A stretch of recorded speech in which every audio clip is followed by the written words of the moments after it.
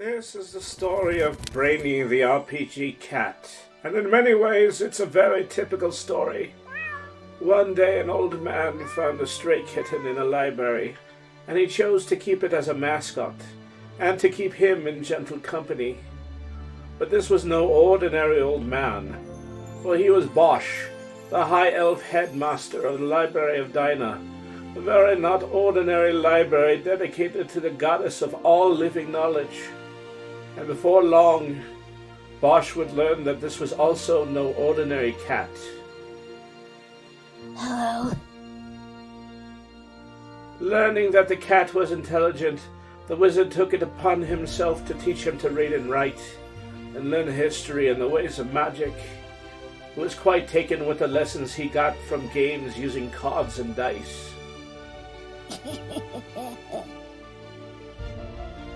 And soon the cat grew into an adult, a scholar, a full-fledged wizard in his own right, and once and forever one of the most dedicated librarians in Denier.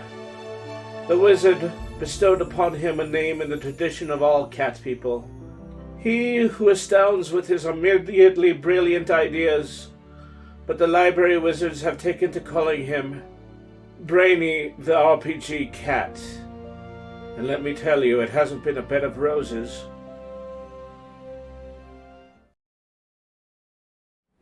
Brainy the cat.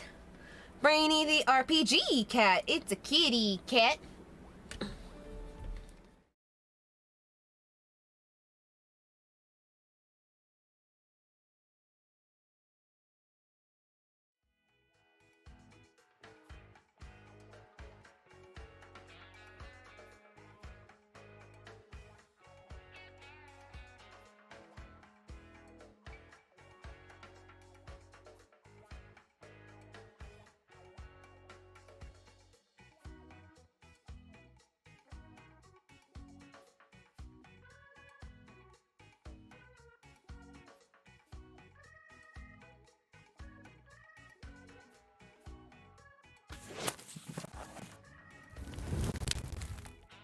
Hello, cats and kittens, felines and felidae, humans and variant humans, and every race, class, and subclass.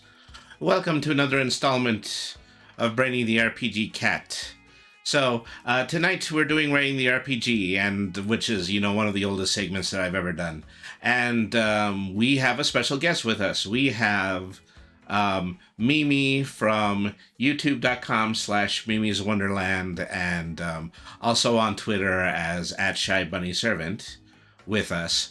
And we're going to start to talk about a module that we've been writing together, which is called the Barrons Wasteland. So, hello, Mimi. How are you doing tonight? Hello, Brady. I'm doing very well, thank you very much. Thank you Ah, so much for having me here tonight. oh, yeah, absolutely. So, as we know, Mimi plays QB. QB is the character that is in our actual play RPG, which is One Shots from the Meowing Portal. New episode is going to be premiering, I believe, either Wednesday or Thursday next week. And we've been working on some great material in the background, and we're very happy to introduce it to you. It was going to be the first of a handful of streams introducing you to, our behind-the-scenes concept, which is the Barrons Wasteland. Yep, a whole other world filled with all sorts of ancient beasts, mutated monsters, and all sorts of crazy adventures. Absolutely. So, a little bit of a backstory here is that, while we're working on the show, we talk a lot about our characters' backgrounds, a lot about our characters' histories, and the concept for the Barrons Wasteland kind of came up just slightly like this.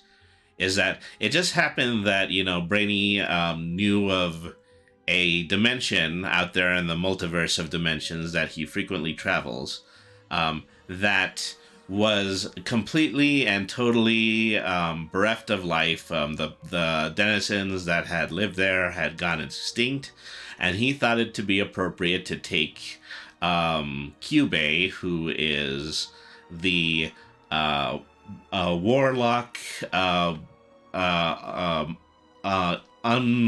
indescribable creature in his small group of friends there in order to do a significant amount of training. But then we start to immediately begin to develop some secrets that within the realm once we arrive there. One being that, ironically, it turns out to be the place where Cubey's race tended to originate from.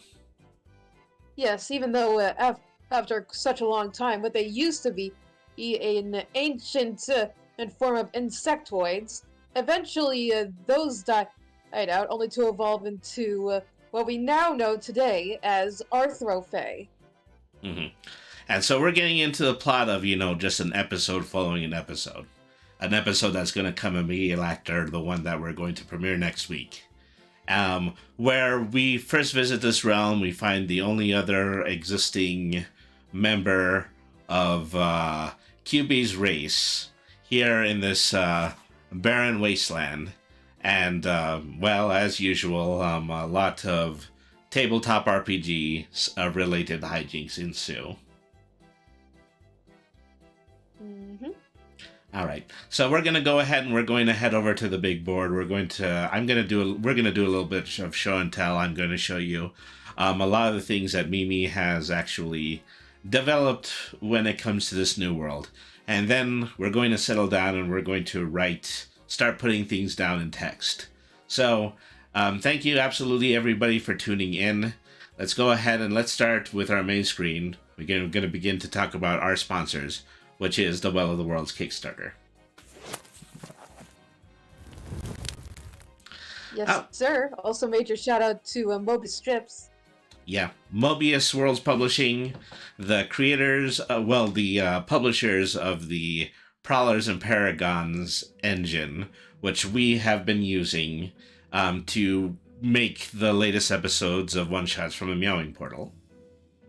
It is our obligation to talk to you about, just the very next book that's going to be coming out, in subtle hopes that, once we start to publish material that we might get the opportunity to write in the Prowlers and Paragons engine ourselves.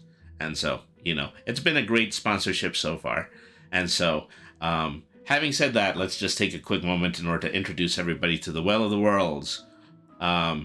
Welcome to the Well where the Bermuda Triangle ends. The Well of the Worlds is a campaign setting for Prowlers and Paragons meant to evoke the feel of Japanese isekai and Western portal fantasy tales.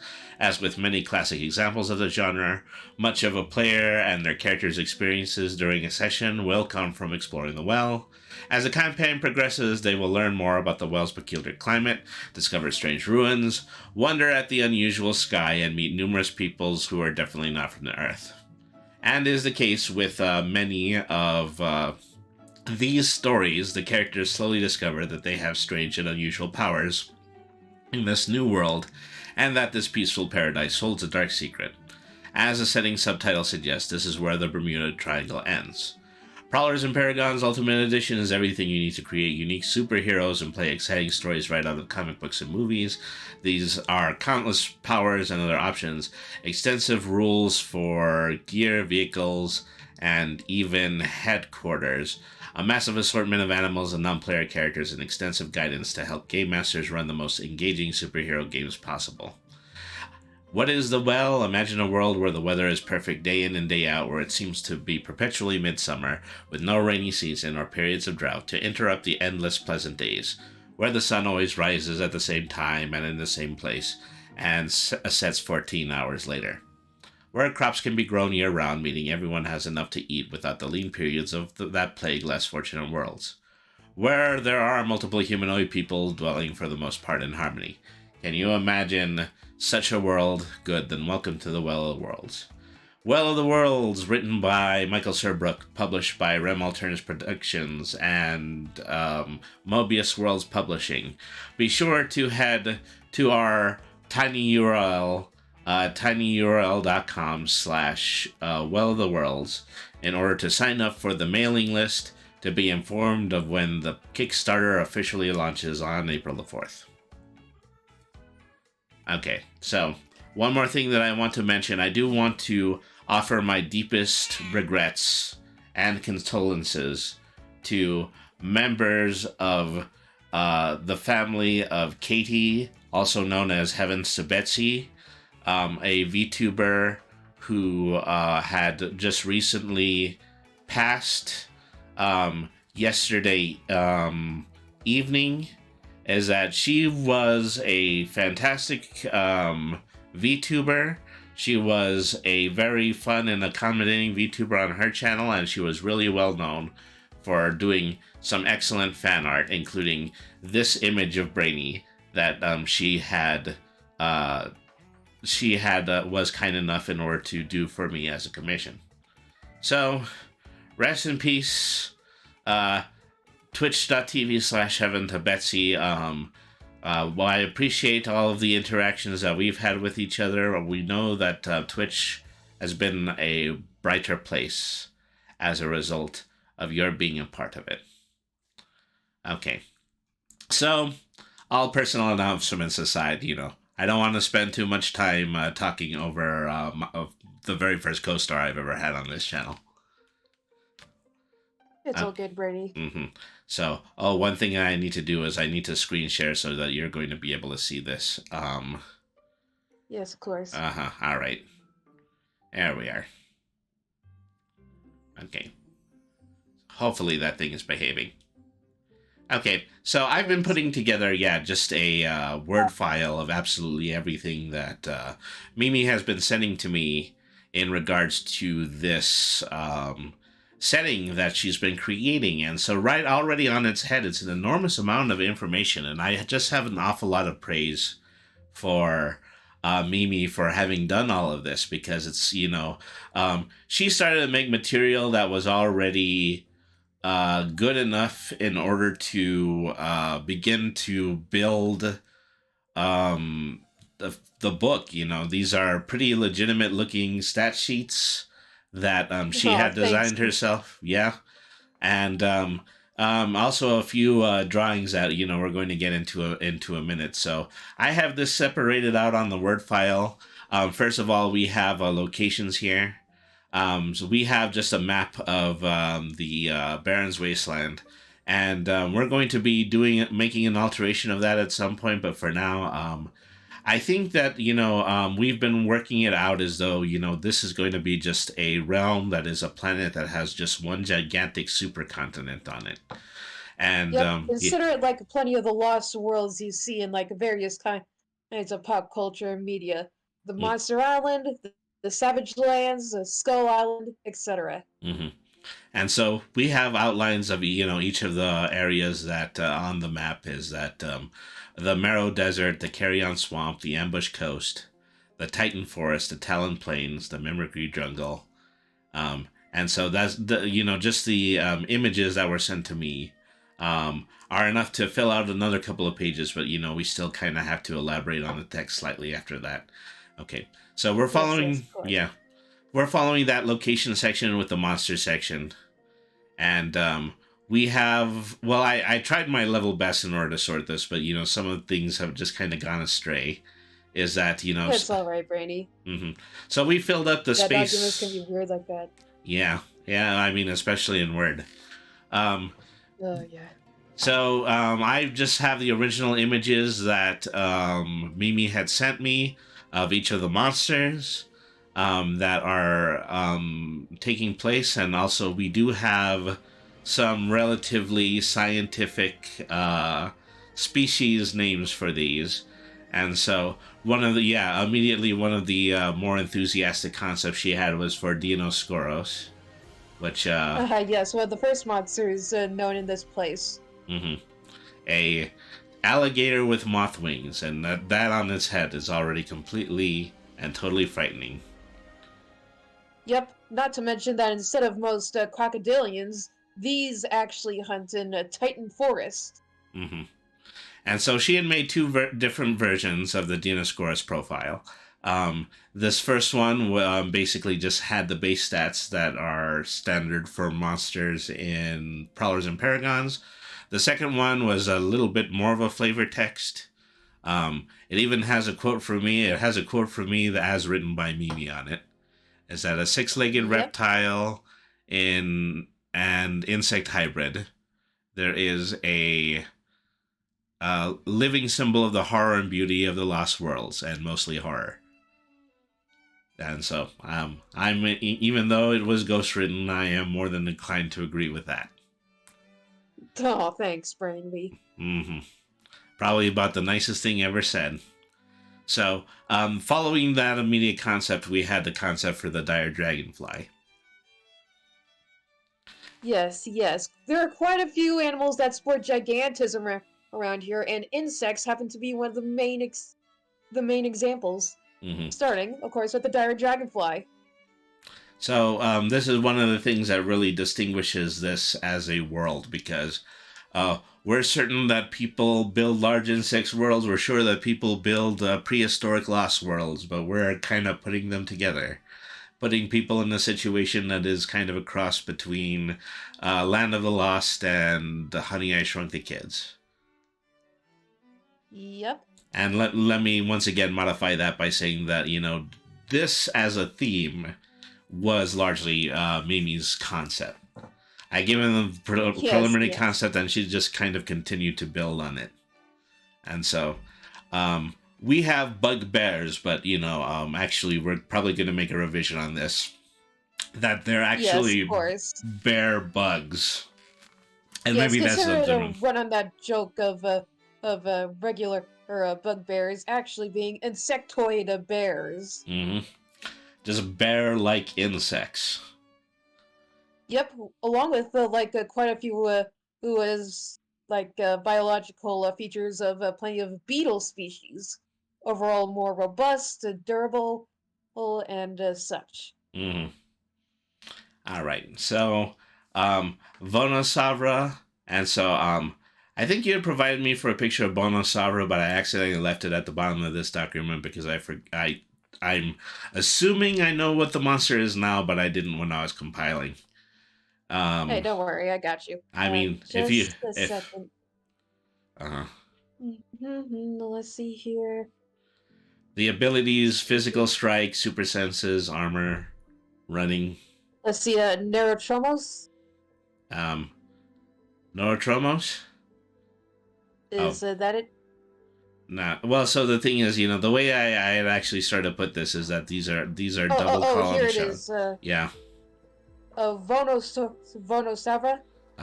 So I'm assuming that it is this multi-petaled flower-like being that's down here. Yes. So I need to go back. I need to put that back upwards. So yes, Phytophede. Yeah. So that's Phytophede? Yes, the legged anemone snake slug thing. Yeah. That's Phytophede. That's Phytophede. Okay. And yes, one of the very few completely harmless creatures in the Barrons Wastelands. I mean, you can tell just by looking at it. Yeah, yes. Look at it. It's just it's just a little goopy flower. It's just chilling around. And so we have a concept for the Daimonos parasite, which actually, I didn't put in the document. No, I don't believe I did. Yes, the Daimonos parasite. So effectively a giant leech, and we'll get to the image in a moment, but it is really that probably one of the scariest concepts that we have here. I say. Yep, the Daimonos parasite is actually Latin for the demonous parasite, right, mainly due to its hellish appearance and what it does to the hosts. You see, what inspired me to create the Daimonos parasite would be I can't even pronounce the name of the same guy who made Samurai Jack. His Gennady show Primal. Tartakovsky. I'm sorry, I have to be brainy about that.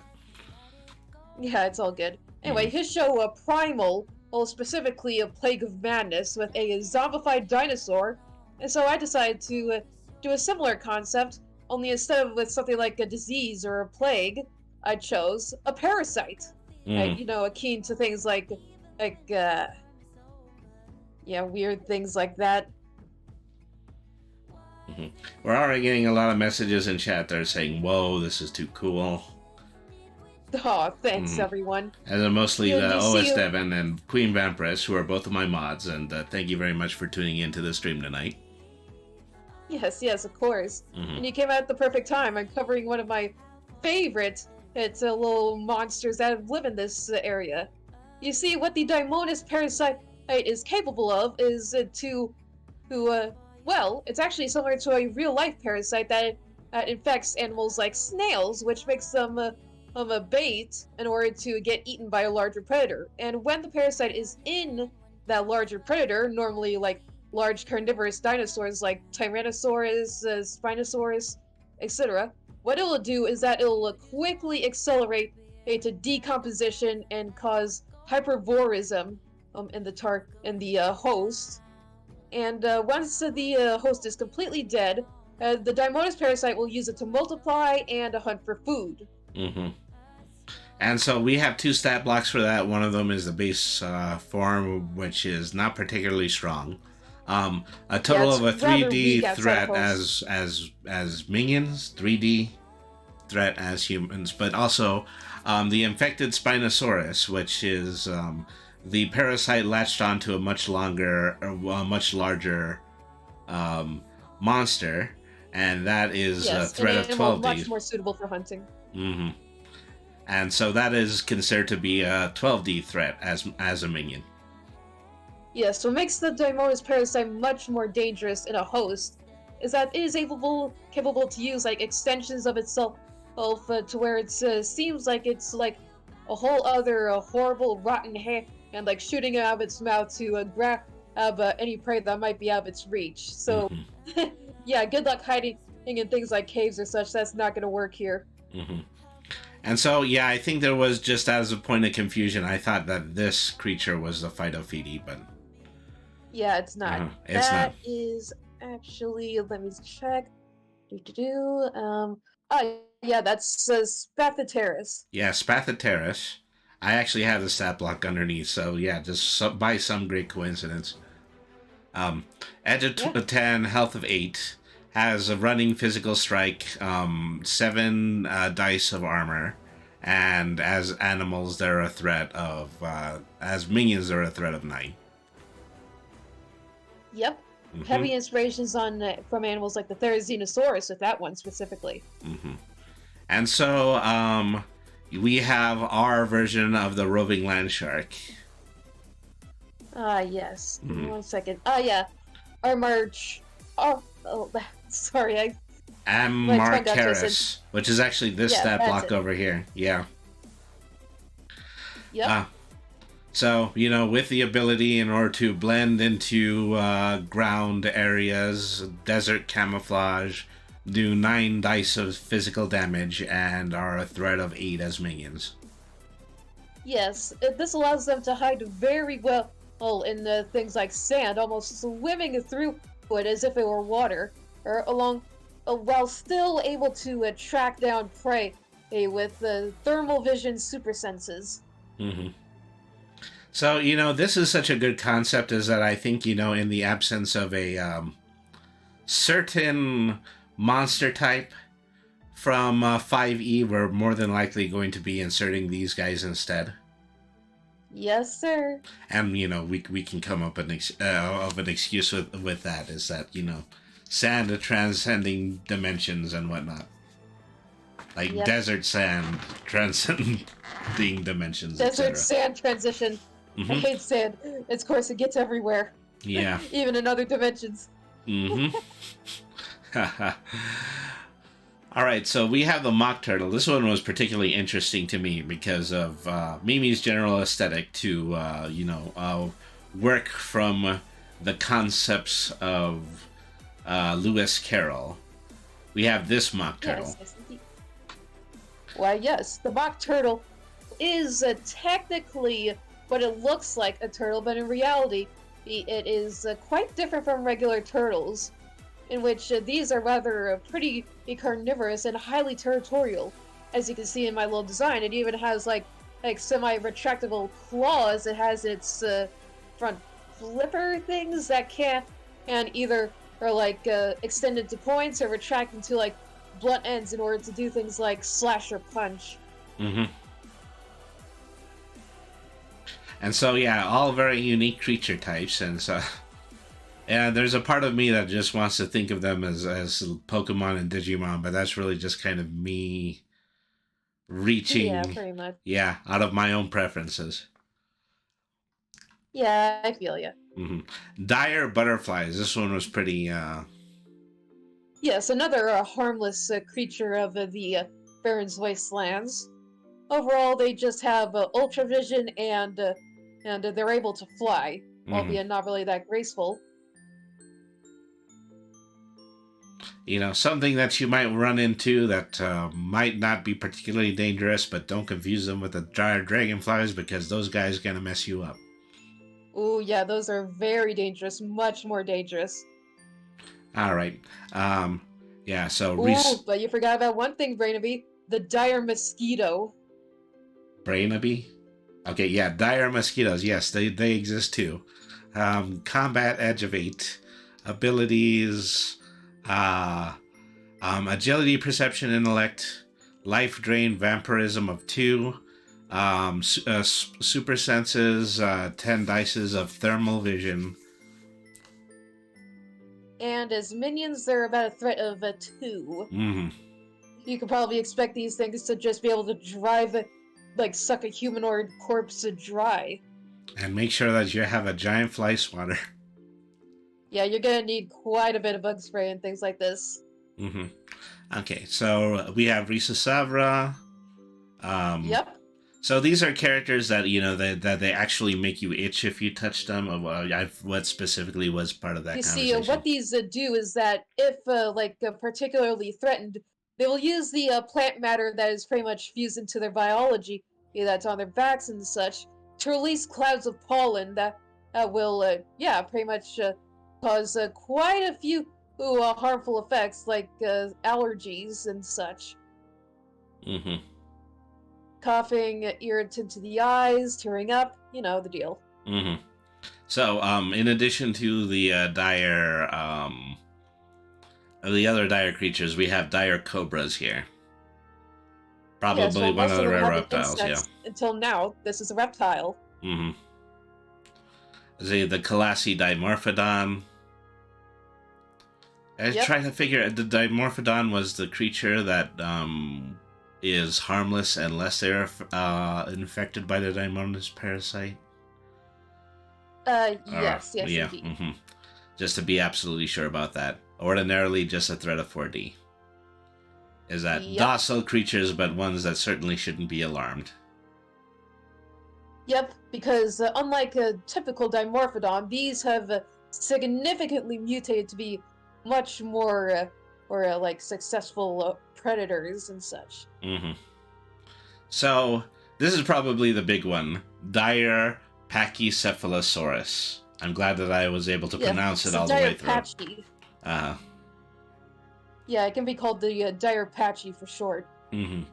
So, the dire patchy, I think, we're talking about just a large kind of hunting animal, right? Yep.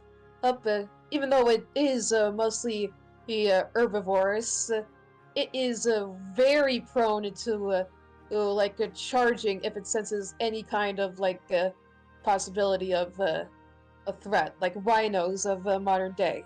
Mm-hmm. So then Gigalona, the let's see, so armor, strike, and super senses, edge of 5, health and 10, and also a threat of 6. Yep, Gigalona are essentially massive tortoises that have also fused with plant matter, with entire little mini ecosystems on their back, which forms plenty of symbiotic bonds with other smaller creatures as a result. Mm-hmm. And so, yeah, we do have an illustration of them too, but it was just another situation where I did not put those two together. That's all good. Mm-hmm. Elethroscorpios, which is giant scorpion, I believe. Yep, large mutated scorpion. Along with circular vision, which means it's its head or whatever, or it can pretty much move 360 degrees. Mm-hmm. So running and an 8D toxin attack.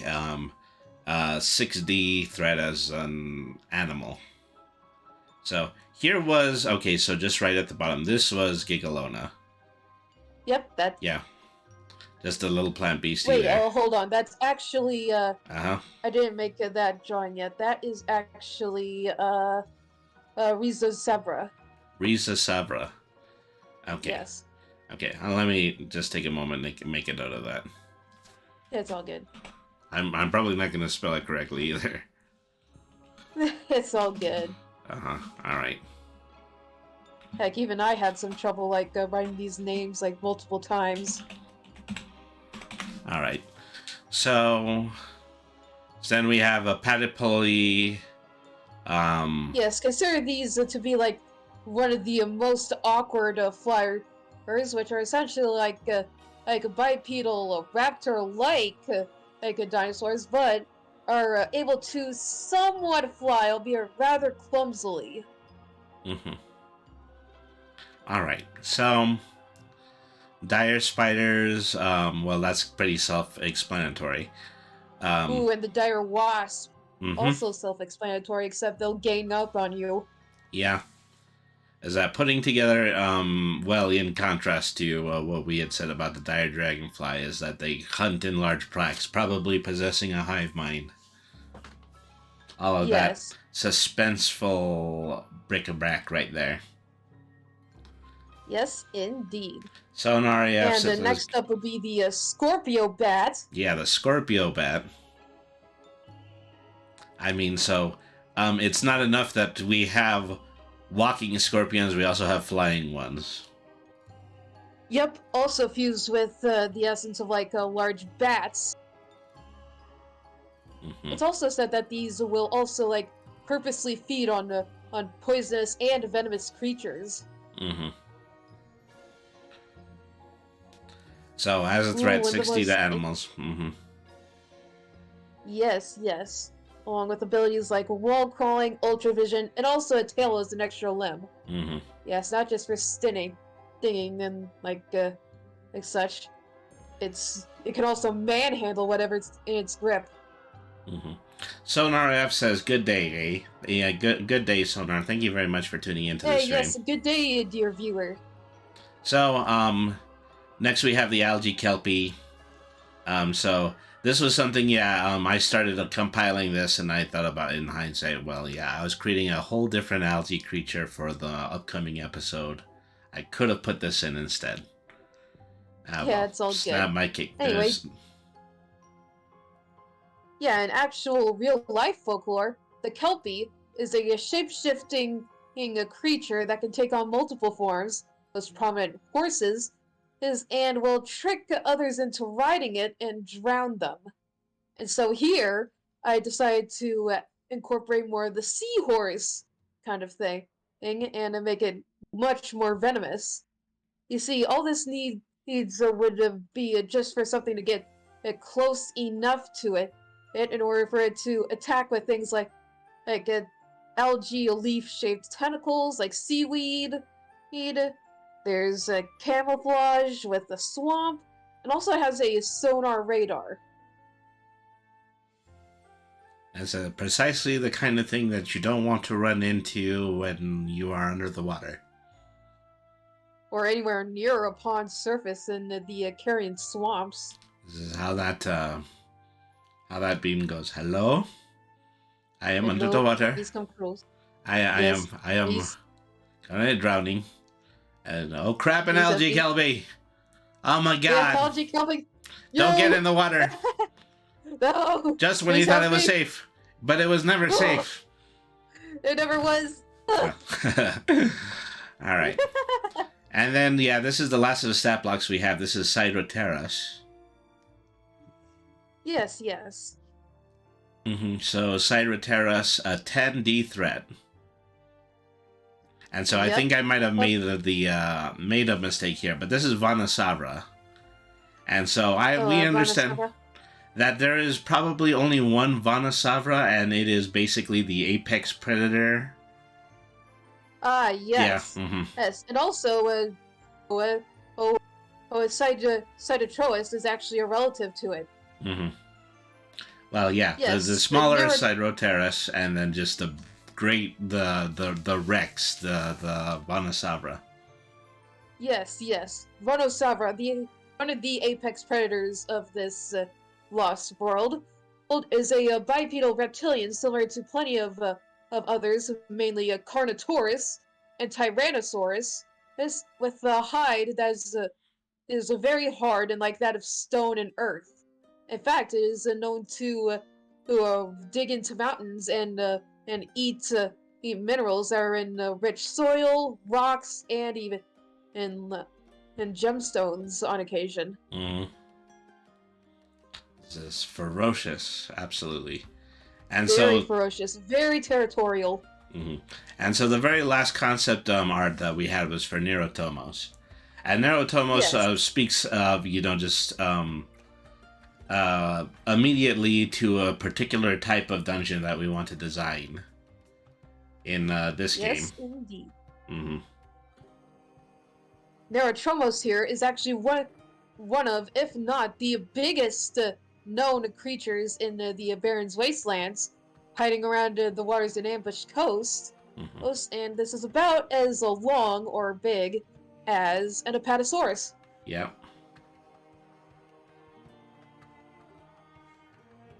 So, take a second here because I'm seeing little images to the left and the right of us. I hope it's not the system that we're using. I hope it's not the system that we're using, like spilling information that we're not. No. Hang on a second. Let me pull OBS into the shot.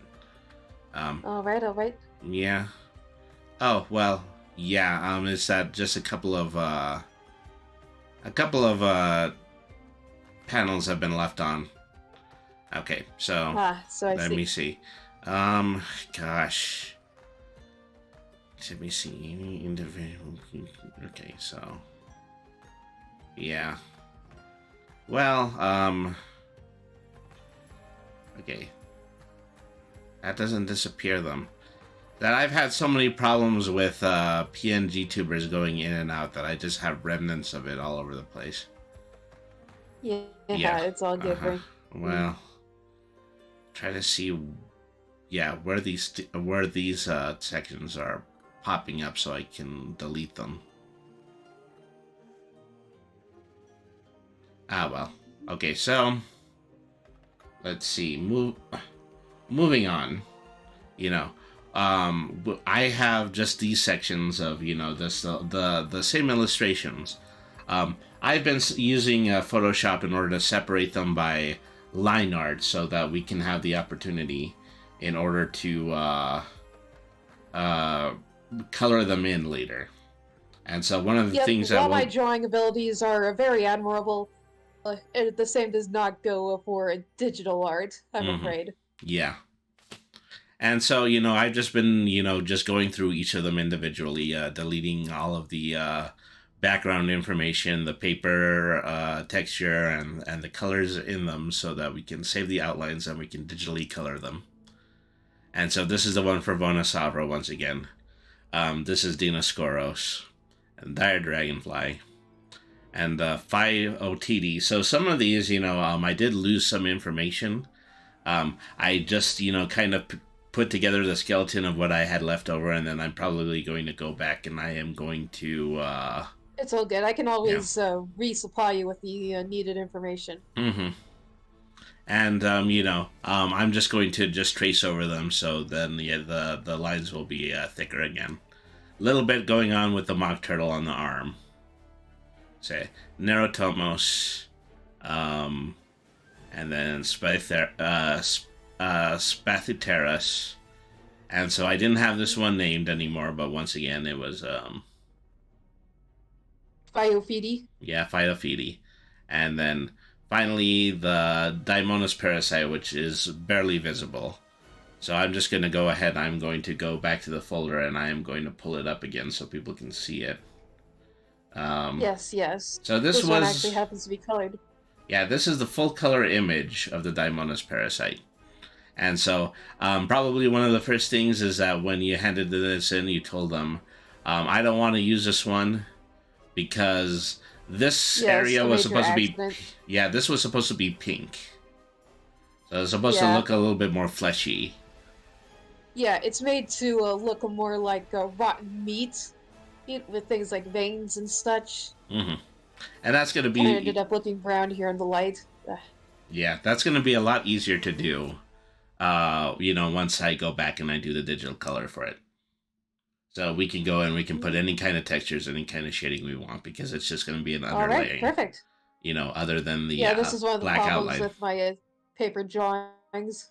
hmm And so, I can take the time. I can show you how to do it sometime. Just some basic things in Photoshop that can help you, mitigate. Oh, Yeah, how the pictures are scanned in. yeah, that would be nice. But just more generally, I did make a promise that I'm going to go through these pictures, and then we're going to start doing some internal coloring. And it's very Yes, of likely, course. yeah, one of the next times that we get together and we do another Barrons Another little Wasteland stream Ride like the this. RPG, yeah, we can color the dinosaurs together. Sweet. Yeah. All right, so get rid of that. Get rid of that. And so from here, we've given a full explanation of what was made in this universe so far, but Yep. now we are actually going to write the RPG, and so I set up a different Word document. This one is online, and this one is shareable. So the two of us Yes, sir, are baby, I'm on it right now. We're gonna work on writing just whatever we need in order to fulfill the text portion of this upcoming workbook. So I've written down these 6 categories: introduction, features, setting, dungeon mechanics, monsters, and playable races. And so this should give us the consideration that we need in order to come up with everything that's going to eventually be in the final manual. Of Yep, course, works for me. I'm open to suggestions if there's anything else that we feel that we need to add category-wise. But, in a more Looks good to general me sense. as of right now. So, we can just get cracking. So, the introduction section is definitely something that I'm going to do. This will be eventually Of course. released as a Brainy book, and so in that respect, it's really just going to be Brainy's description of the environment at large. That is really just supposed to be a eye catch, just a way to continue to titillate the reader. Of course. Yeah. Makes sense anyway. I doubt Cubane could even write. And so, Like, yeah, he doesn't even read that well. part of what I was going to make mention of as well, but Yep. Alright, 2 steps ahead of you with that. yeah. And so, in particular, dungeon mechanics is that we are going to, pretty soon, we're going to get into a description of the very specific type of dungeon exploration that we want to do. And so, it involves gigantic anthills, it involves giant termite hills. I don't know if you have the nomenclature for it yet. Yep. Things like hives, mounds, sorts of intricate homes for large insectoids. So, if... Also, gonna mute myself for a bit. You take it away, Brainy. All right. Okay, so, well, I'm going to go ahead and I was going to ask her to, start to write in the dungeon mechanics, but if she needs to BRB, then I'm going to go ahead. I'm going to start with the introduction. Let's see now. Okay. Today, I have is the simultaneous, honor and horror of discussing with you one of the most unique, might see a nipple? Oh yeah, I know. There's a text box that is open right now. It's that one. Like I said, I'm trying to pinpoint like the 2 or 3 I have just had these 2 itty bitty locked um, Discord monitor sections that are up here, and I'm just trying to figure out where they are so I can banish them for good. Okay, wouldn't be the game catcher. Okay. Okay, I think I found them. Okay, remove that one, and then remove the other one.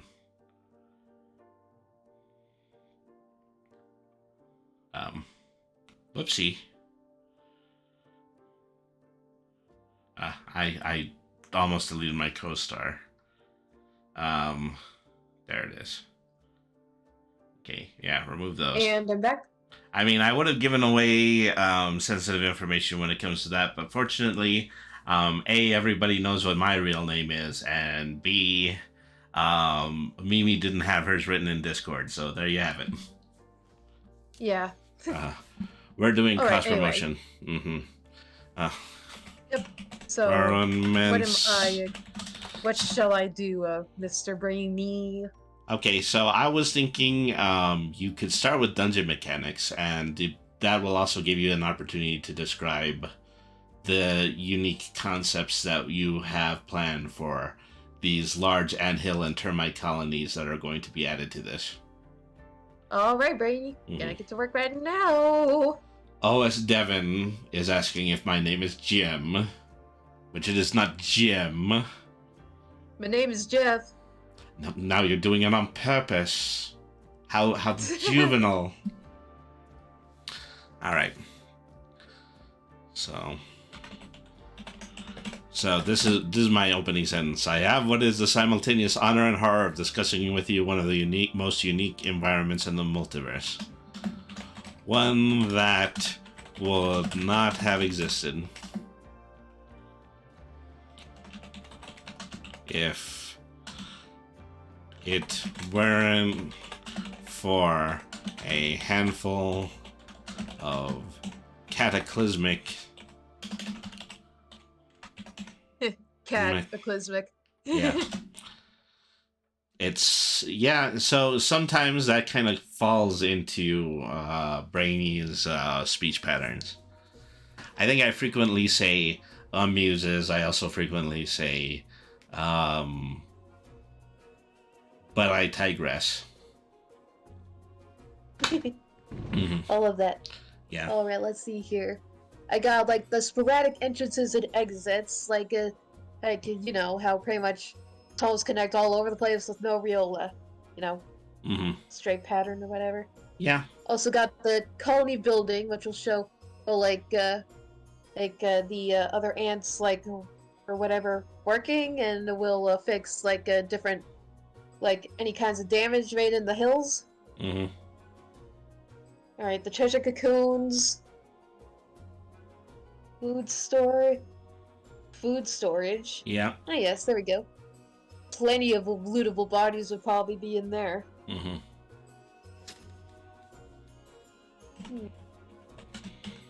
And cross hunter/prey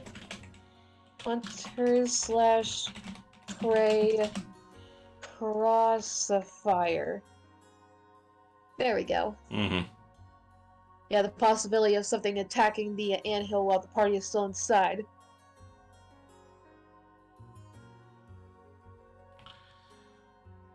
Let's see here. So ensure. What? Yeah, say something, Mr. Brainy? No. Alright. So, I've never group written in this environment before. It's all good. This is a first for me, too. So. Yeah, I don't think I've done really, a group of pages or things like this since, school group projects. Yeah. Mm-hmm.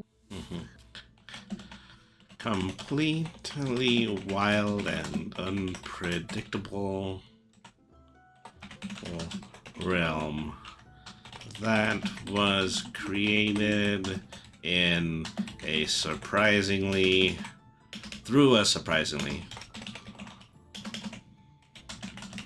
Let's see here. Has a specified crossfire. Mhm. In short, the Barrons Wasteland was a completely wild and unpredictable realm that was created through a surprisingly logical set of occurrences. And so, once again, I do a significant amount of catchphrase writing, so this yeah, this is just a significant what I typically do. But I'm getting ahead of myself. My name is Brainy.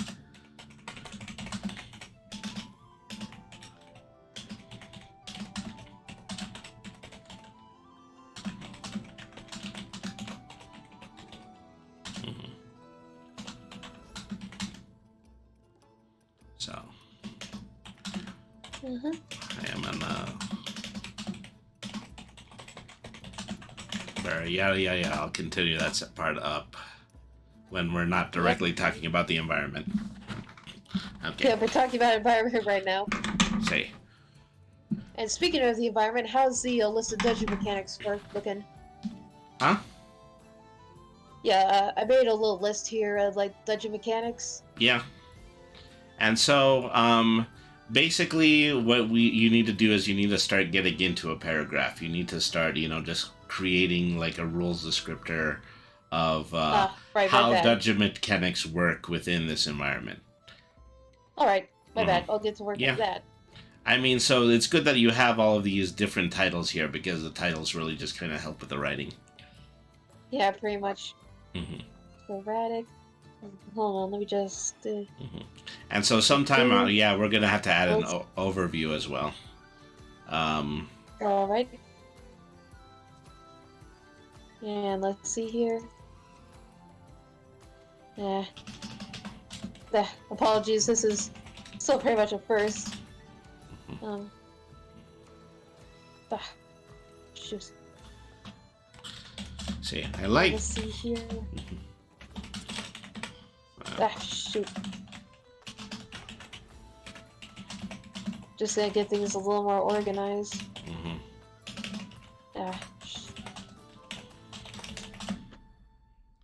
Alright. Let's see here. Sporadic interest is nice as the calling billing, the treasure cocoons, the food standard, the hunter, prey, and crossfires.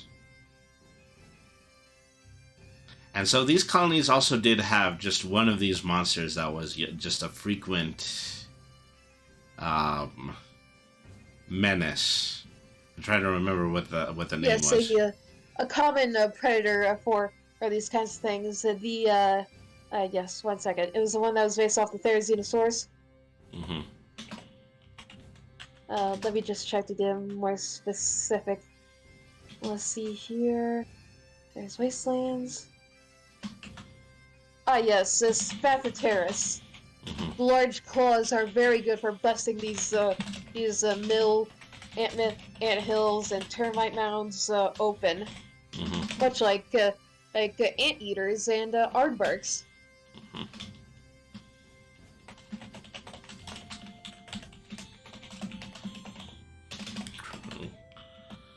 Now let's see.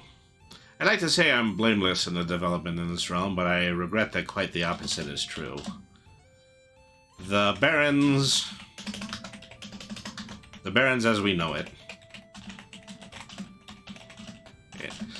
comes as to us due to my erroneous belief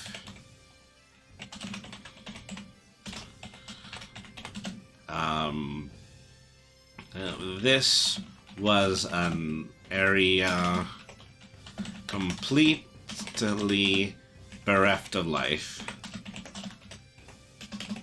and therefore a prime area to train one of my young proteges.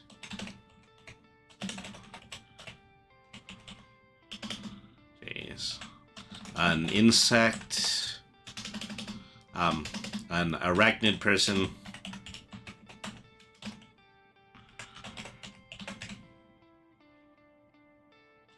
of unknown origin.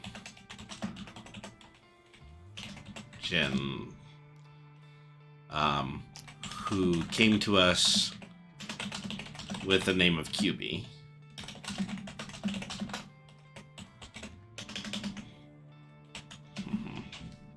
All right.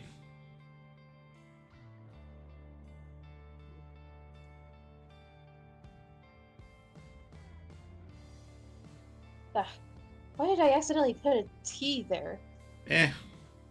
I mean, I make typos all over the place when I'm writing. Sometimes I just leave them there. I'll leave it, just pick it up in the next draft. Yeah, fair. Mm-hmm. Now let's see the. Yeah, many of my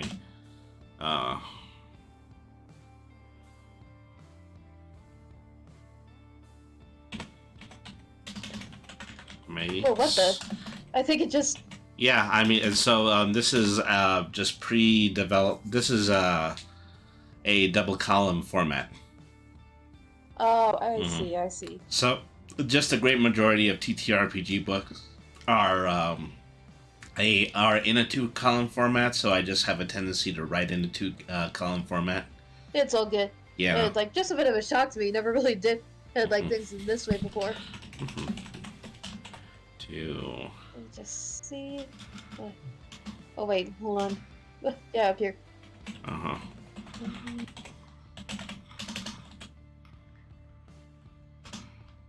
Let's see here.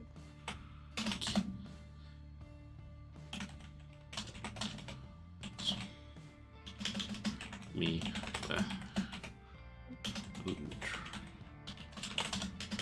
Two.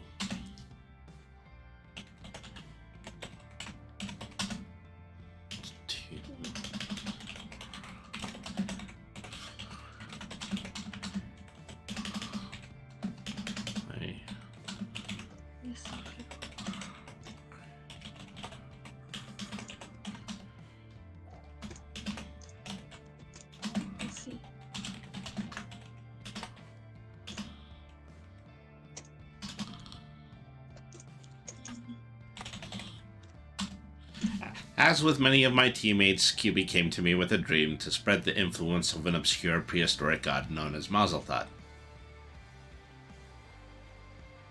Yes, indeed.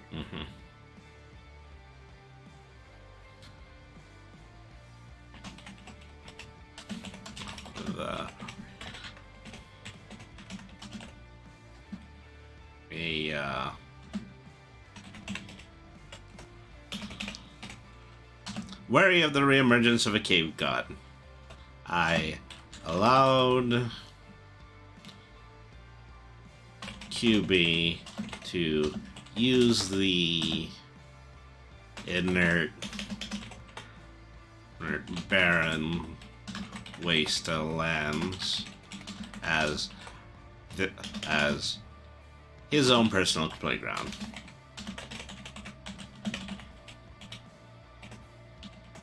Let's see here. Let's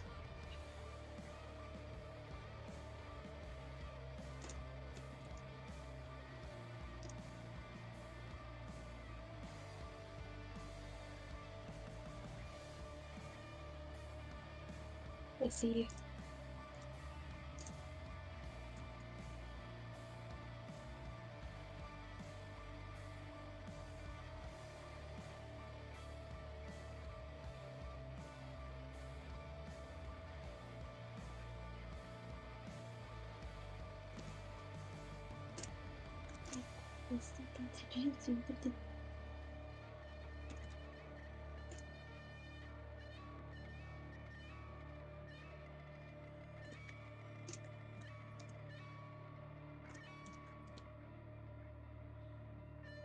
Storage.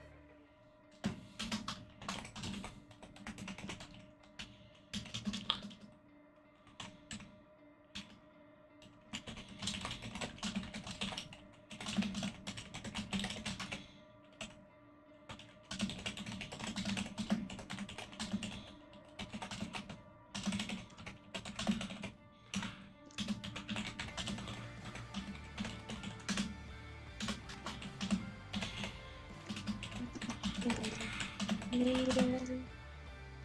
Consumption.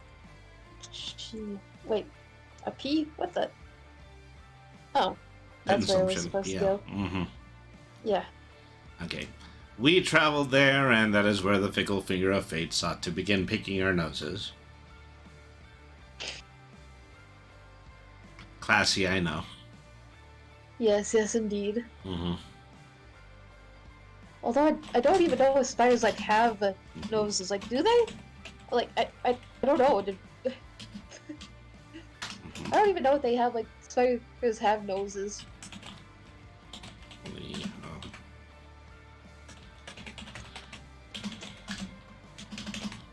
They didn't. Okay, gosh, what was the desert name again? The Marrow Desert. Yeah. The Marrow Desert. Okay. Oh.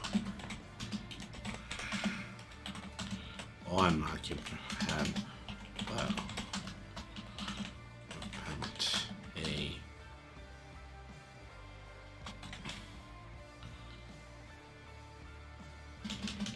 So, a malicious hag of a mage by the name of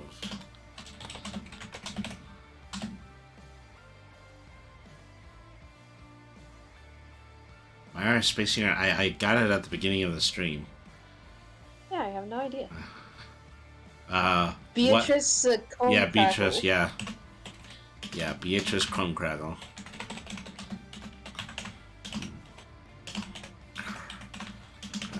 Mm-hmm. And we were shocked to learn that she was the first.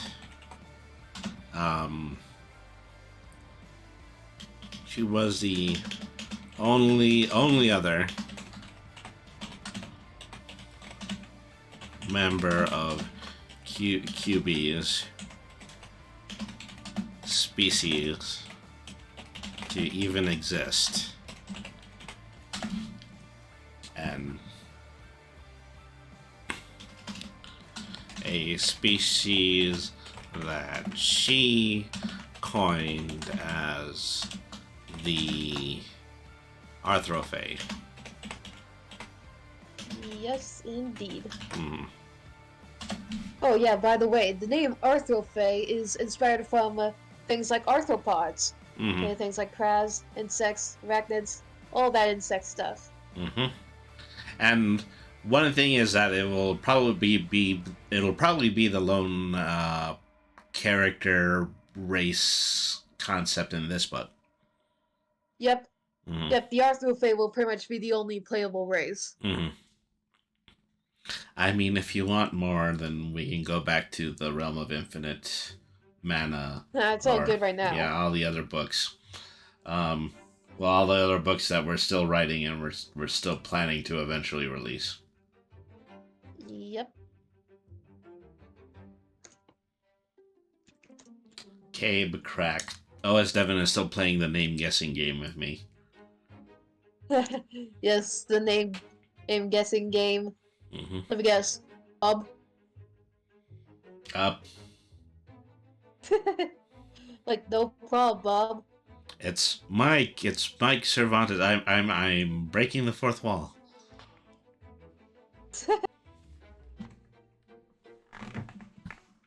All right.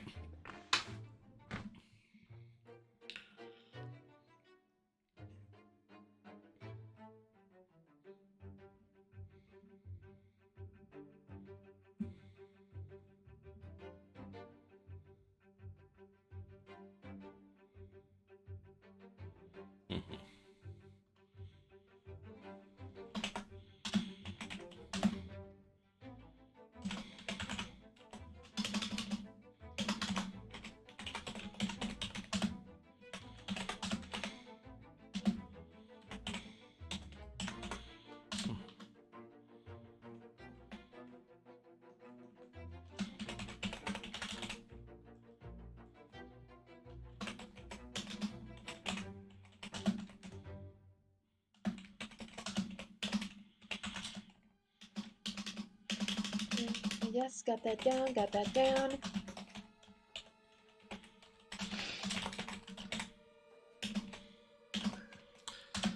So, it was initially Beatrice's plot to abduct QB and guard him jealously, as they were the last two of their kind.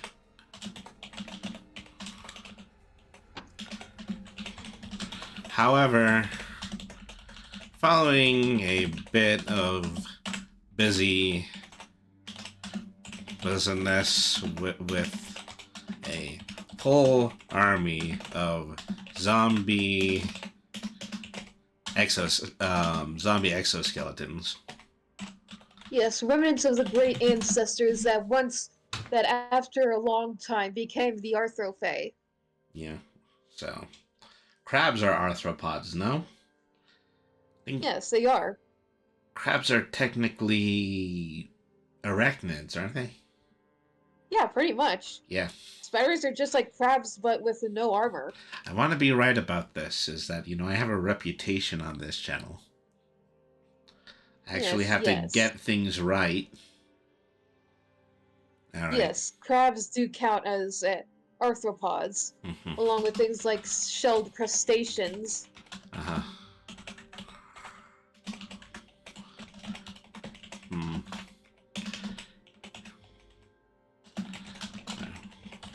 Share mentorship. Well, where Beatrice and I,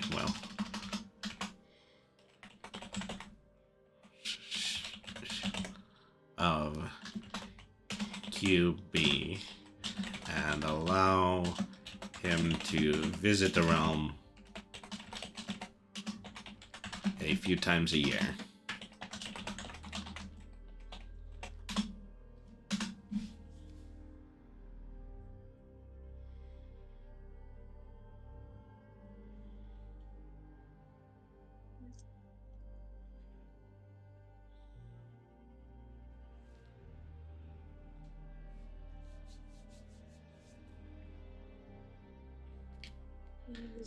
Let me see. And there's also just something in there that, I'm hoping to put in about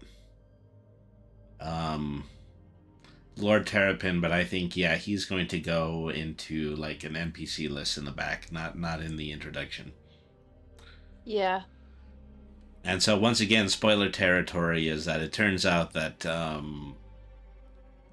the very familiar archenemy of our team, Lord Terrapin, is really going to like this realm, and he's going to want to stay here, and he's going to want to apply his powers of growing large areas of foliage.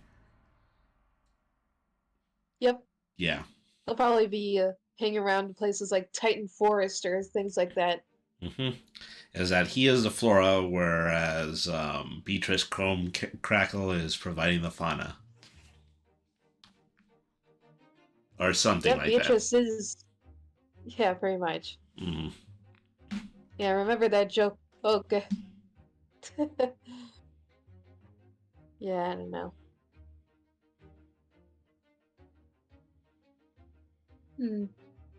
It'd probably take Terrapin a while to get used to all these horrifying monsters around here. Anyway, finished up my dungeon mechanics right now in little bullet points. Yep. All right. So let's see. Dungeon mechanics. Sporadic entrances and exits. Insects do not care for rigid organization, at least with transportation. Tunnel openings can be placed on any sides of another tunnel, whether it be above or below or on any angle. Anything can come through them, so keep an eye open. Colony buildings. Creatures have many duties, including building and repairing the colony's home. If there is any significant damage caused in the dungeon, the builders will quickly make way to the scene and fix it. Treasure cocoons. Not all that is bought here is devoured. Valuable items can be found wrapped up in cocoons made of a silky material. And food storage. This is where colony's food is stored for later consumption. Plenty of unfortunate adventurers can be found here, along with any gear they are carrying. While cruel and unsightly, this is the food chain at work. Hunter prey crossfire. Don't get too comfortable. Even if you learn how to navigate, other predators are not passing up an opportunity to dine on an ant or a termite they happen upon. This will lead to not only surviving in hostile insects, but large predators as well, even if they're more focused on each other. And so this is probably one of the more significant areas of where we were considering But one our of the dungeon most crawling. significant. Yeah, pretty much at any time, something large could just decide to attack the mound, and yeah, you'd have to also survive through that. Mm-hmm. Mr. Not So Anything, thank you very much for tuning into the stream. Yes, hello, hello. Mm-hmm. And so we're in the middle of, team writing a manual on the Barrons Wastelands, which is going to be another environment that's going to be in one shots from the Meowing Portal. Yep, I currently just been wrapped up writing like the dungeon mechanics, including like Hunter Prey Crossfire, which is probably going to be one of the most important and standout mechanics of the Barrens Wastelands. Mm-hmm. And so, this is really significant because that when you're in one of these dungeons, you're always in a situation where two predators are just as likely to attack each other as they are to attack you. And that is, and sometimes even if they aren't really interested in you, you still gotta try and survive even just being around this encounter to begin with. So this is a mechanic that's typically used, in lots of different engines, including 5e, that, just specifically dictates, the work of beasts or wild animals is really just to attack what it seems to be the most immediately threatening to them. And think of it as like territorial disputes. And so in a large towerist, multi-layered dungeon like this, is that you might even have the opportunity in order to pit two of these monsters against each other. Yep, specifically like a larger monster against lots of smaller monsters, similar like ant hills, also being raided by anteaters. Mm-hmm. And multiple entries and exits, random pathways call random entrances and exits. There are multiple and different ways to enter and leave, which means different dungeons can have different locations of the entrance and exits, like multiple ways in and out of a single room, just due to the fact that this has similarities to a termite hill, and you just have an equal amount of ability to walk out of a room on the third floor as you would the first. Yep, there's plenty of ways to enter or exit on pretty much any point of the dungeon, and depends on where you go. Mm-hmm.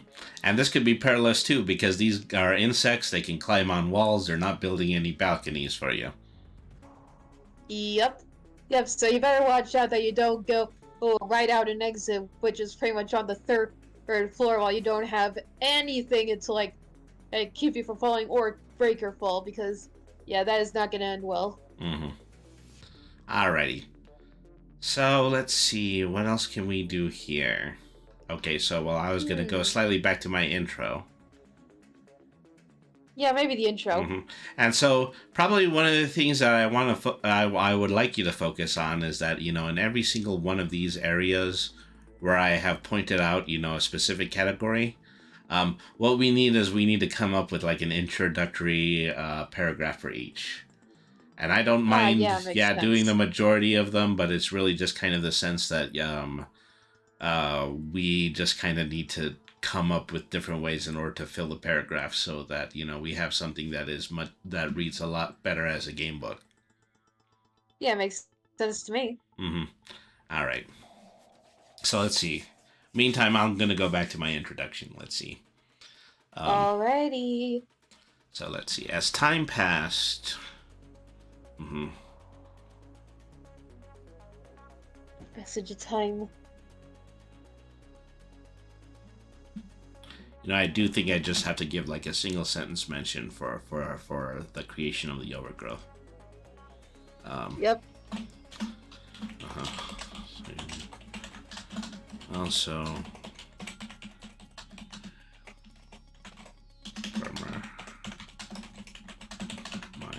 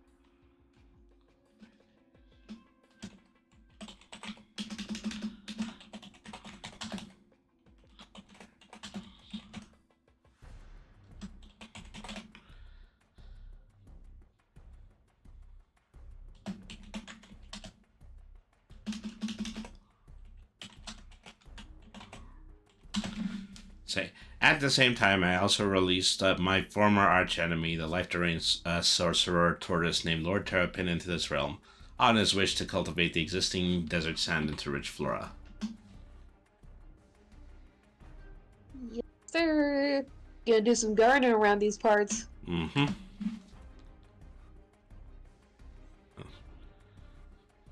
The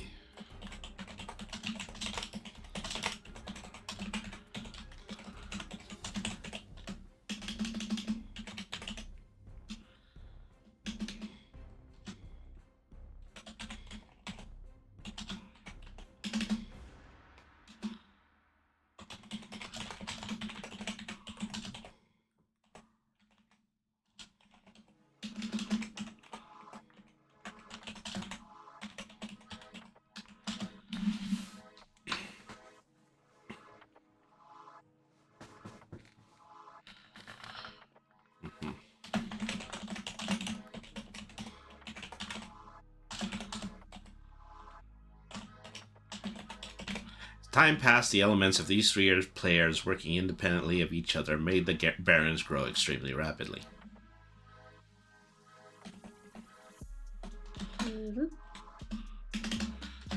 QB's presence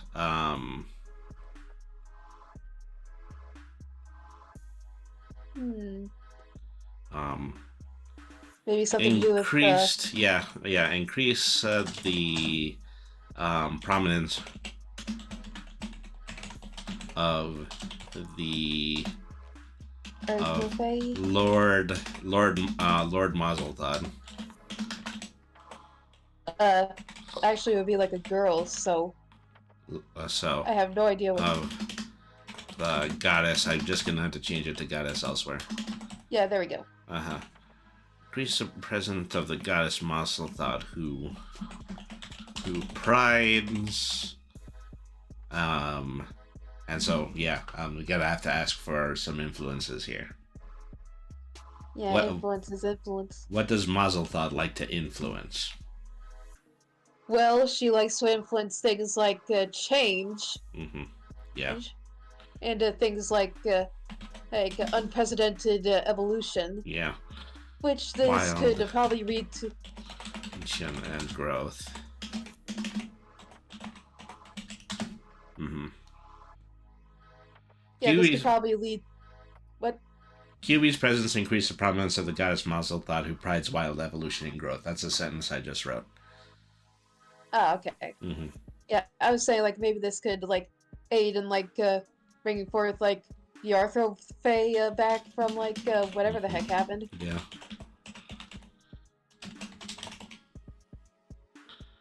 Say, who thrives on the influencing.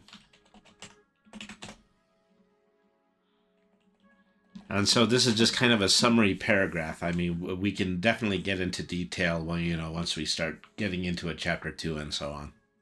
Yep, the lore and such. Right now we're on the environment. Beatrice Cronecrackle.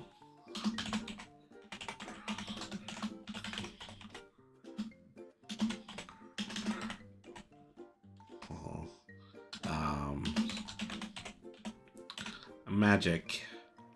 Beatrice Cronecrackle's magic.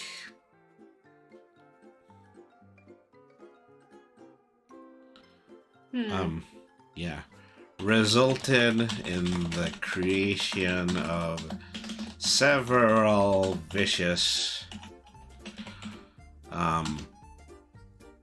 insect hybrid creatures.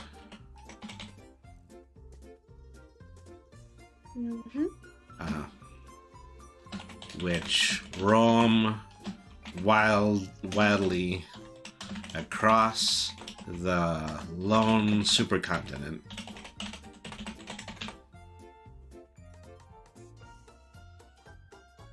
Yep, it's Beatrice's magic that brought all these. Yeah.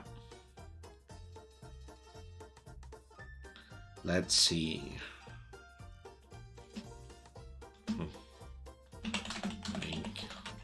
In a kill or be killed fashion. Yep, classic savagery. Mhm.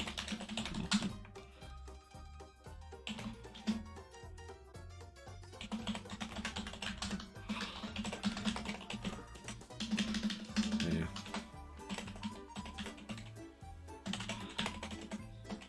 To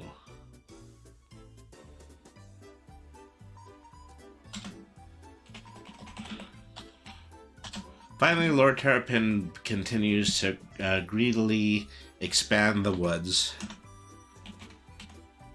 the overgrowth of the woods, Evernorthwood.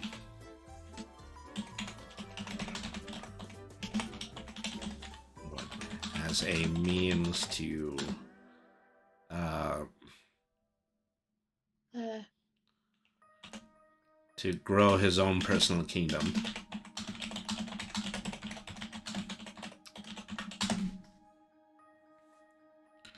yeah. Mm-hmm. Yeah, that fits him. Yeah.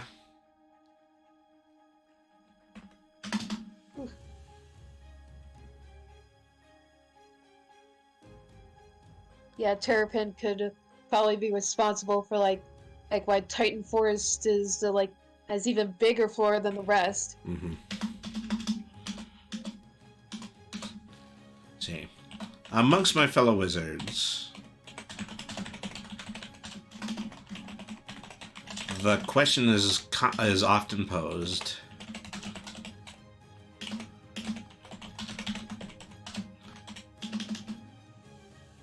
Okay, the following question is often posed. What would you be able to do if you were to create your own realm?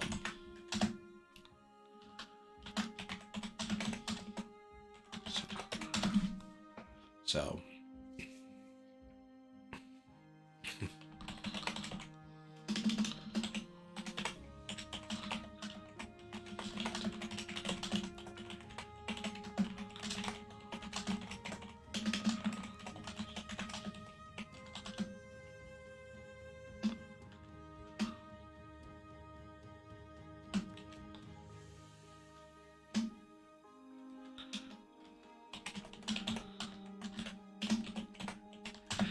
many of us are loath to want to shape creation as though we're some dullard of a deity.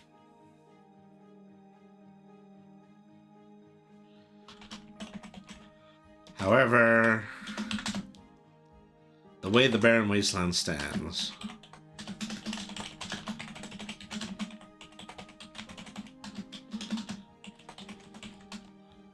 is as a something like a pillar, something like a Yeah, something like a chaotic, uncontrollable pillar. as a shining example of what would happen if beings created the universe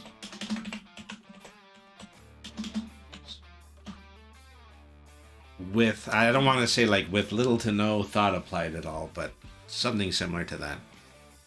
Yeah, well, it is chaos, so. Mhm. Oh yeah, Mazelstad pretty much is a deity of chaos, so. Uh-huh. If beings created the universe while mm-hmm.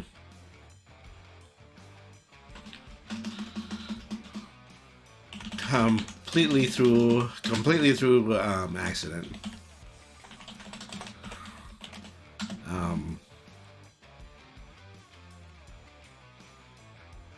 With very Yeah, that works. with very little forethought.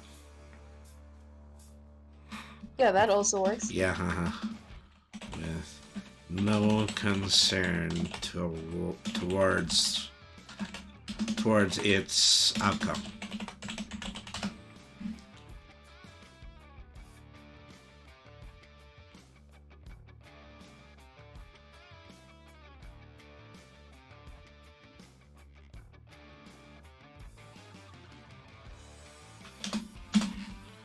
boy, Bosch is going to kill me for this. Yeah, I can see it now. Brady, you accidentally created a universe? What? It was completely and totally by accident. I mean, You don't create an entire world on accident, Brady. What is this? Not even to mention the things in this world. What? Like, look at these things. It slips. I was in the pool,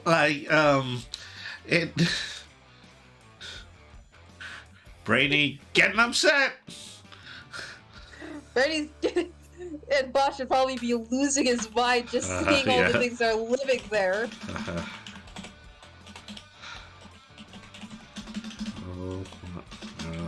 Alas. This.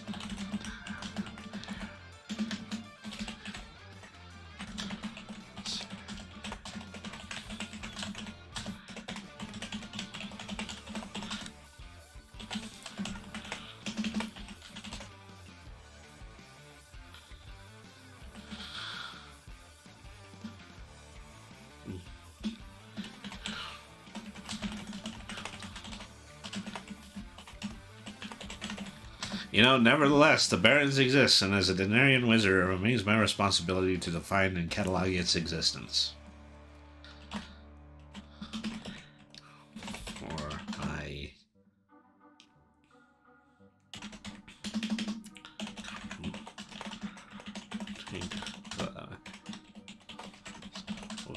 one of Bosch would probably have like a complete breakdown as soon as he saw like the Mothigator. Uh-huh. That's why we never talk about it. Yeah, we don't talk about that. We don't talk about Dinoscoros. Uh-huh.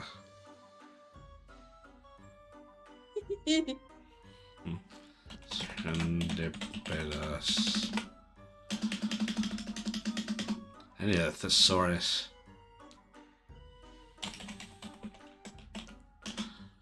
Oh, you know what? Actually, no. I think I've got the good plain English. Coincidentally, created realms in all of the multiverse.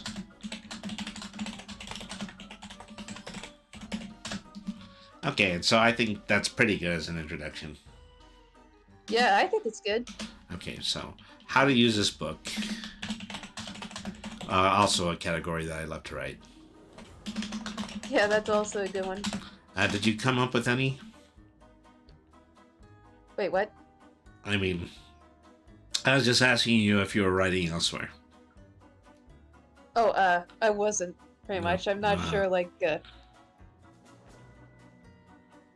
I mean, I could be, like, writing down, like, the details of, like, each of the biomes of the place. Mm-hmm. Although, what puzzles me is, like, where would that be? Features? Setting? Probably settings. Wait, what was the topic again? Like, the different biomes? Yeah, the different like biomes. The swamps? Yeah, settings. I mean, so if we want, you can just go back to the stat cards that you had made before, and then just commit a paragraph to each head one. back to the stat cards and write them down over here. Uh-huh. Alrighty. And so at some point, we're going to have to write an overview as well. Yeah. Mm-hmm. Oh, yeah, by the way, what is an overview again? Just basically a paragraph that goes above all of the categorizations. Oh, yeah. Mm-hmm. Probably going to be doing the settings and bullet points again. That's good. Mr. Not So Anything is saying, welcome to the Bradyverse. Yep. Mm-hmm. Bradyverse of Madness.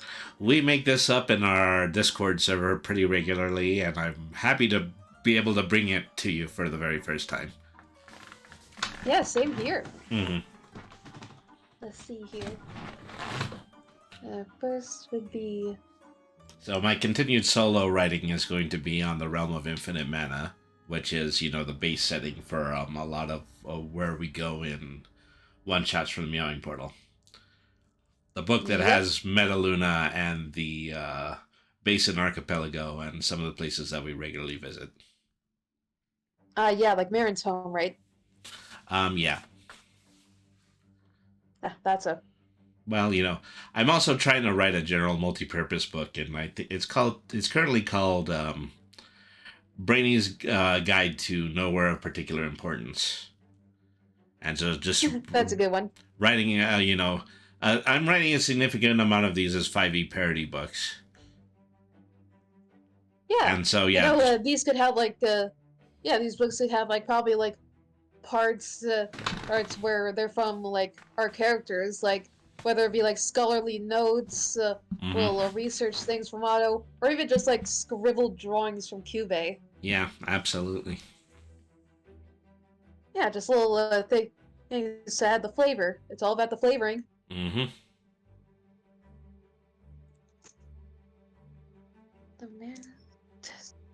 Yeah, the first biome would pretty much be the Marrow Desert, where it all pretty much started. Mm-hmm.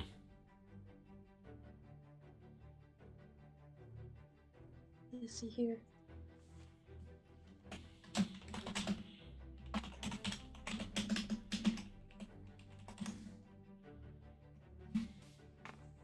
Skeletal.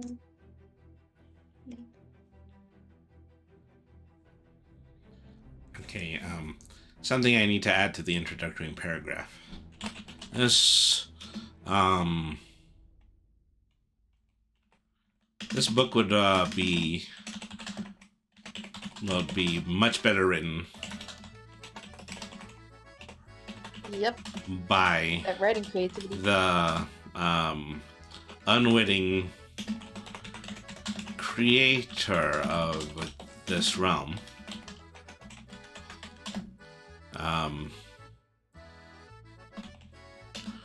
The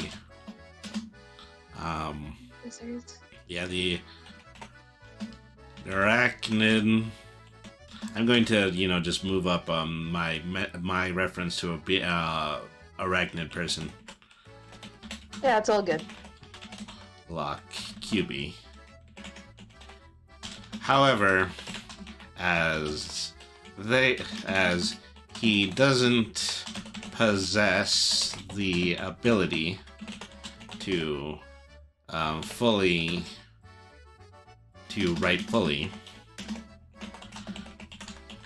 it falls on me to commit these concepts to paper, and that's all it is. Yep, works good to me. Mm-hmm. Yeah, because the little bug boy can't write. And he's still working on reading. Mm-hmm.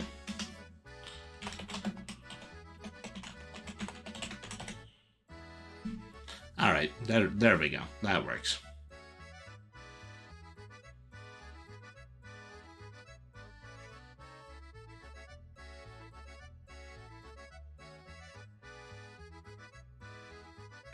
So this is looking pretty good. The Marrow Desert got its name from the large quantities of skeletal remains, the bones that are scattered throughout Marrow Desert, which came from a battle between humanoids and ancient ancestors of the Arthrophae, almost resulting in a complete extinction. Yep. Mm-hmm.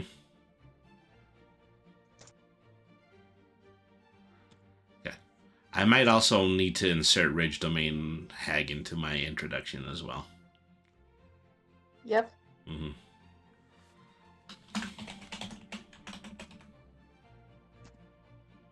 Okay.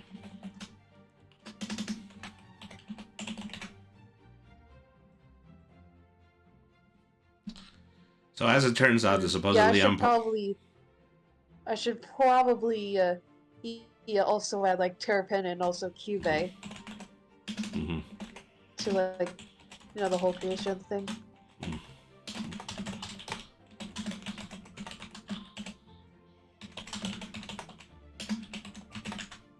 As it turns out, the supposedly unpopulated Marrow Desert, furthest southwest of this planet's lone continent, had but one occupant, a rage domain magician. Not mage domain, that's redundant. A rage domain magician by the name of Beatrice Cumcrackle.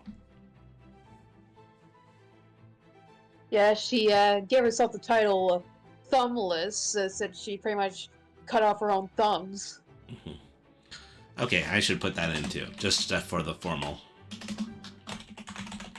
I mean, if we decide to put her stat sheet into this, that would be another place where you would use her full name. Thumbless Beatrice Comb Crackle. Yep.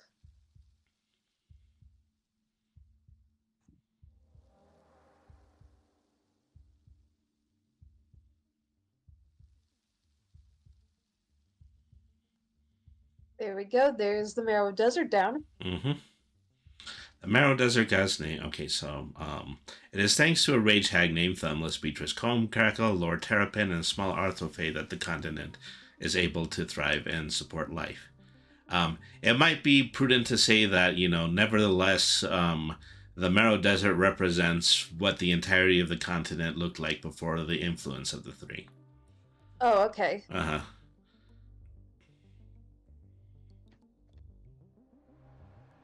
And you can just put it down that way, or you can paraphrase it if you want. Yeah, doing it right now. Mm-hmm.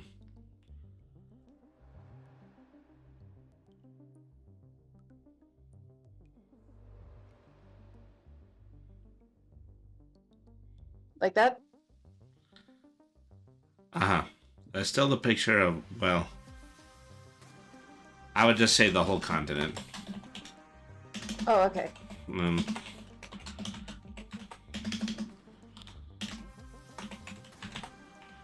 was also, was for the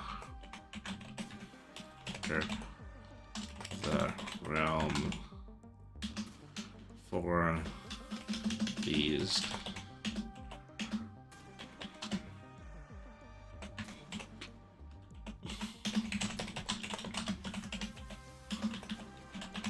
okay, there we go. That's better.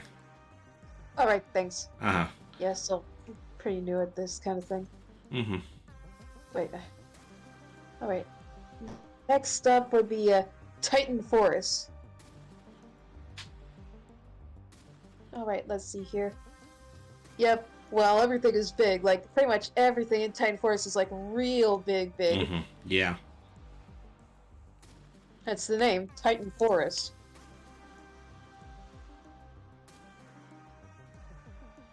Alright. Let's see here.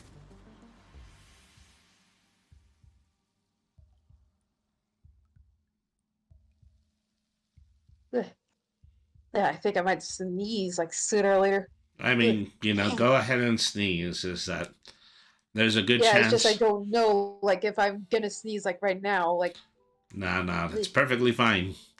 Is that you might actually wind up on the VTuber Sneezes Twitter feed. Oh my god, that would be perfect. Yeah. Well, I'm always hoping for it. But then again, I'm always sneezing while I'm streaming at the same time. Early, They say it helps to look at a very bright light. Oh, yeah. Yeah, but I just prefer to just let it sneeze if it wants to, and if not, even though it does suck. Mm-hmm. Like, that feeling when you feel like you really got to sneeze and it just doesn't. Yeah. It just leaves. Mm-hmm.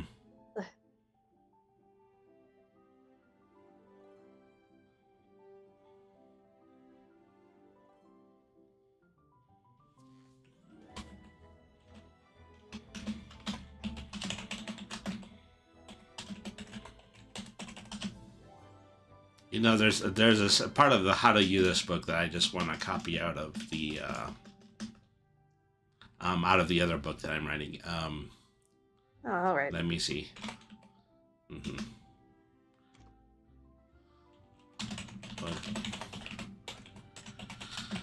So, a new role-playing environment.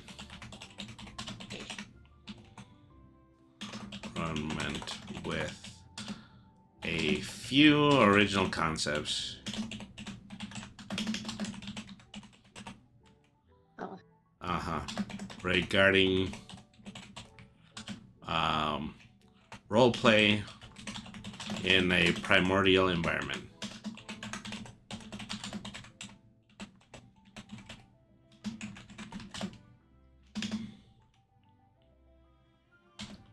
While you'd ordinarily expect dinosaurs,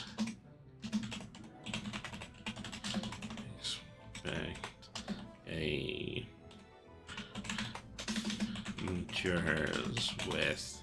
Well, you would normally expect adventures with dinosaurs, cavemen, and the dawn of civilization. The Barrons, Wastelands twists these conventions to additionally, well, no, not additionally, that's redundant.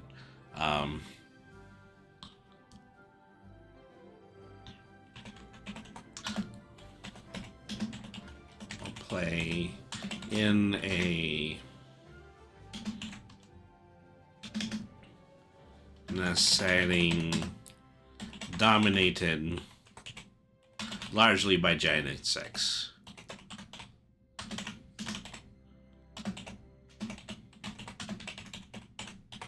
Okay. Yep, and also like horrifying mutants of things like dinosaurs. Giant and insects, also are still horrifying. Dinosaurs. Yeah, that's good for flavor. Mutants, giant insects, horrifying mutants, and other things that should not be. But also dinosaurs.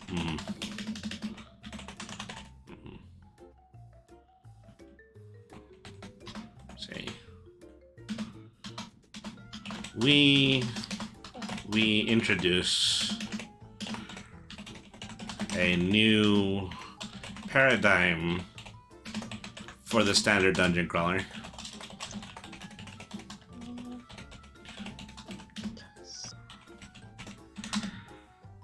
Let's see here.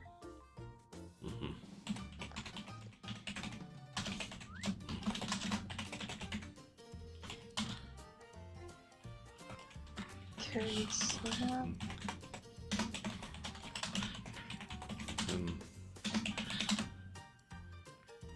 And so one thing is that, you know, once we're done writing down the environments that we'd already made, we also have to add in an Underdark, because our own little version of the Underdark for the Arthrofae to live in. So we had made the distinction that, you know, we're additionally going to come across the realization that the Arthrofae are not extinct. They just used the towers that they already had to tunnel all the way underground. So this is also an environment that can potentially feature as an underground environment, but one that is, you know...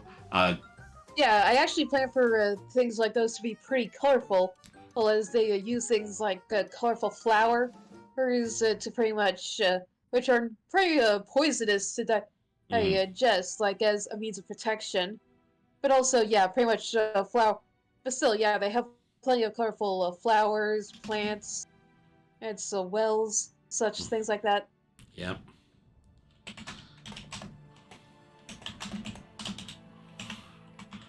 Okay. Dungeons in the Barrens are usually naturally created in the form of hives, termite hills, or ant colonies.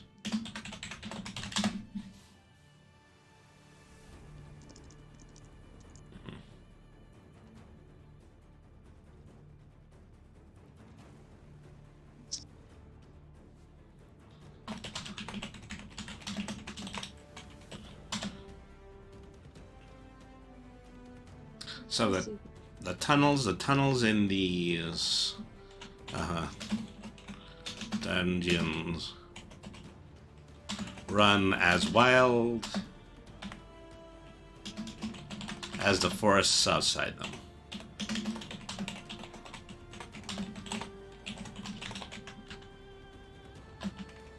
And while the danger is great within, many of the local monstrosities,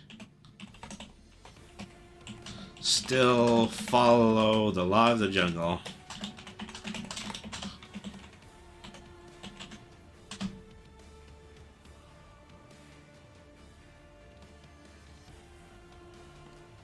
And can be led to and attack each other as easily as they could attack you. Alright.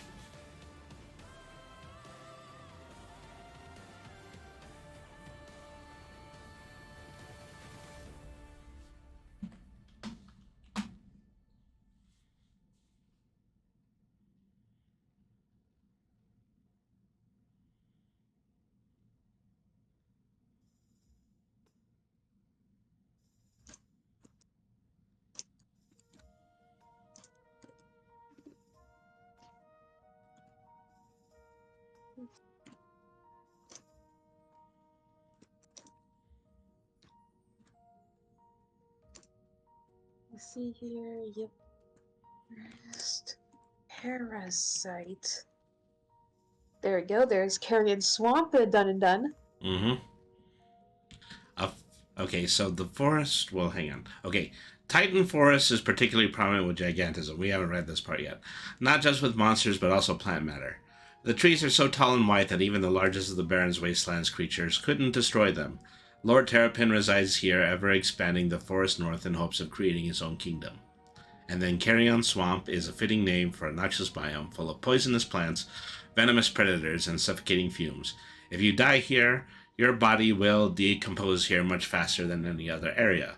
That is, as long as you're not a host for the Barren Wasteland's worst parasite. I would Yes, just... the Daimonos parasite. Just change greatest and worst for greatest. Oh, okay. Yeah, I mean, so, we're being a little bit bigger with our language, that's all. Yeah, of course. Mm-hmm. Now then, for Town Plains. Okay. Well, we need to stick a little pin in that because it is time to end the stream now. Alright. Uh-huh.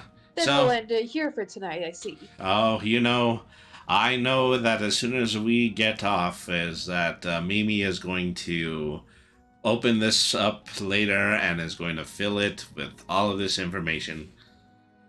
What is it that I know? Oh, that yes, it's been that- a fantastic that thing because... guarantee. Mm-hmm.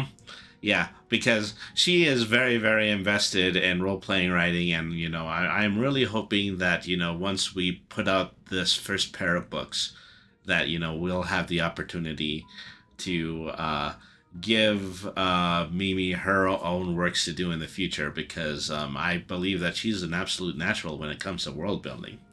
Particularly world building for Brady, these you're role far plays. too kind. You're making me blush. Oh, I'm sorry. No. Oh, but still, yeah, it's really flattering, and I would absolutely love to just share my creativity with everyone like this. Mm-hmm. It's like if you say this is really amazing, and I'm a natural, then I'm obviously gonna keep doing it. Oh, yeah, absolutely. It's true. This is wonderful work. OS Devin is saying in chat. Okay. Oh, they think so too. Uh-huh. So Cratchmans is saying, I got my book back from the editor the other day. Congratulations. Is that I know Cratchmans as a self-published author. She had written a couple of books from the perspective of a set of pet skunks that she had once had. Well, not Oh, is self-published? that so? Oh, you do have a publisher. Okay, well, I do apologize for that. But at any rate, if you want to send me, any links for the stuff that you had written, I'd love to post it on my Twitter. Maybe get an opportunity to talk about it in a future stream. Sweet. Mm-hmm, absolutely, because we are here for the bibliophiles on Brainy the RPG Cat. We love to read, we Yes, love to write, and we love people who read and write. And yeah, I don't have a publisher for Mrs. Whiskers PI yet. Oh well. We're looking furtively for it at any rate. And so I'm a little bit envious because I never got a publisher. I always self-published. But I digress. Yeah, I never even thought I would be even doing things like getting a publisher for anything in the first place. Yeah. I mean, it's a good feeling. because you just get the Yeah, it really opportunity is. to, put your own works and your own looks and your own opinions out in the world. Yeah, Okay, but that's what I anyways, love best of all this. yeah, absolutely. Okay. Yep, it's about time to wrap this up now, isn't it, Brainy? Yep. Thank you very much once again for tuning in to Brainy the RPG Cat. Once again, please consider the Well of the Worlds Kickstarter, written by Michael Serbrook and published by Rem Alternus Productions and Mobius Worlds Publishing. Be sure to check out our Go link. check them out. Add your name to the mailing. Add your email address to the mailing list for when the official Kickstarter launches on April the 4th. And so that concludes our broadcast day. Thank you everybody for tuning in. Yep. I'm going to pick out somebody to raid now. Let's see who could be available. Oh boy, let's see who we're gonna raid see. before we end here. Maybe co-channel. As is, I never say these words out loud. I just go down the list. Grandpa VTuber, Emotional Support Author, lots of great people are on a Saturday night. Lieutenant Blythe is in the middle of doing a Dungeons and Dragons campaign. Well, we also got, a friend of the channel, Polly B from the 303 is in the middle of playing Sonic Origins. Ah, yes. Yeah, okay, so yeah, let's go there. All right. Yeah, let's head in there. Okay, so thank you everybody once again for tuning in. Thank you to Mimi for joining us. Be sure to watch. Of course, and thank you all. Thank you. Mm-hmm. Be sure to watch her on YouTube, youtube.com/Mimi's Wonderland, or to just do a search for Mimi's Wonderland. That's what I like about YouTube. Yep, that's where I'll be. It's very easy to find anyone. YouTube. All right, so thank you everybody for tuning in. I'm going to be posting a schedule for a new set of shows this coming Monday. Thank you everybody for tuning in.